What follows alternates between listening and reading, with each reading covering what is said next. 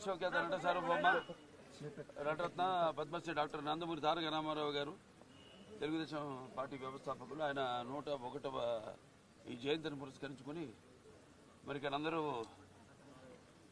కుటుంబ సభ్యులైతేనేమి పార్టీ కార్యకర్తలు అందరూ కూడా ఆయనకి ఘన నివాళులు అర్పించడానికి ఎన్టీఆర్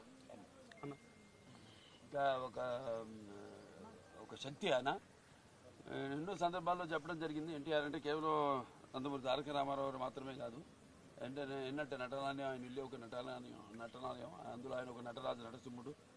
టీ అంటే తారామండలంలోని తారక ధ్రువ తారకుడు, ఆర్ అంటే రాజర్షి రారాజు, రాజకీయ దురంధర యుగంధరుడు, రమణీయ రమ్య కమనీయ సౌమ్య గుణధాముడని. అలాగే ఆయన మొదటి నుంచి కూడా చూస్తే ఆయన ఈ జీవిత ప్రస్థానం ఒక మామూలు రైతు కుటుంబంలో పుట్టి, అలాగే ముందు అవకాశం వచ్చాడు కూడా కాదు అని ముందు చదువుకే ప్రాధాన్యత ఇచ్చి ఆయన చదువు పూర్తి చేసుకున్నాక మరి చలనచిత్ర ప్రవేశంలోకి అడుగుపెట్టడం జరిగింది. అదే ఇక ఆయన చలనచిత్ర రంగంలో ఆయన ప్రస్థానం గురించి చెప్పనవసరం లేదు. ఎన్టీఆర్ అంటే ఒక నటనకు నిర్వచనం, ఎన్టీఆర్ అంటే ఒక నవరసాలకు ఒక అలంకారం, ఎన్టీఆర్ అంటే నటనకు ఒక విశ్వవిద్యాలయం.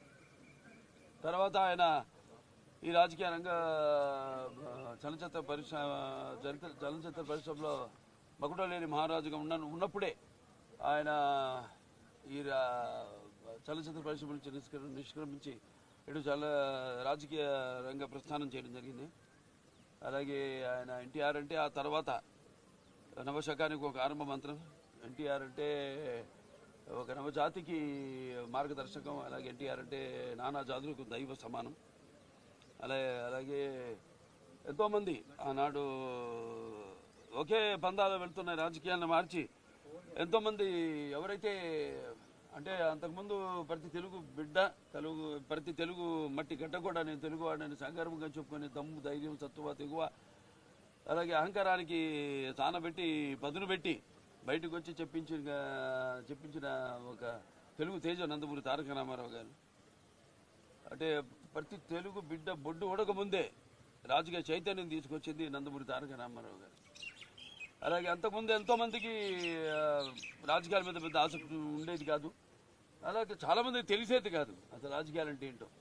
అటువంటిది ఒక రాజకీయ చైతన్యం తీసుకొచ్చి కేవలం రాజకీయాలకు కొంతమందికే పరిమితమైన ఈ రాజకీయాల్లోకి అటు డాక్టర్లు అయితేనేమి, లాయర్లు అయితేనేమి, గ్రాడ్యుయేట్లు అయితేనేమి, పోస్ట్ గ్రాడ్యుయేట్లు అయితేనేమి, అలాగే అభిమానులు అయితేనేమి అందరూ కూడా రాజకీయాల్లోకి తీసుకొచ్చి మరి అంతవరకు ఈ యొక్క అధికారంలో ఉన్న పదవులకు దూరంగా ఉన్న బడుగు బలహీన వర్గాలు అయితేనేమి, వెనకబడిన తరగతులు, అలాగే తాడిత పీడిత కులాలు అయితేనేమి, మైనారిటీలు అయితేనేమి అందరూ కూడా తీసుకొచ్చి సాధారణంగా ఆహ్వానించి అధికారంలో ఉన్న పదవులతో అలంకరించిన మహానుభావుడు నందమూరి తారక రామారావు గారు.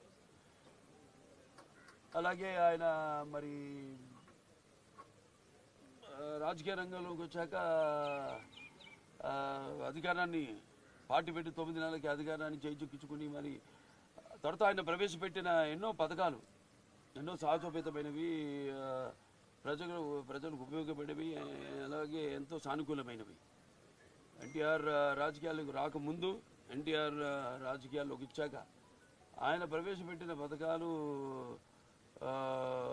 వాటిని ప్రవేశపెట్టి అమలు పరుస్తూ ముందుకు వెళ్ళడమే తప్పితే ఇప్పుడు ఉన్న పార్టీలకు మన రాష్ట్రంలోనే కాదు దేశంలో కూడా చూసినా మనం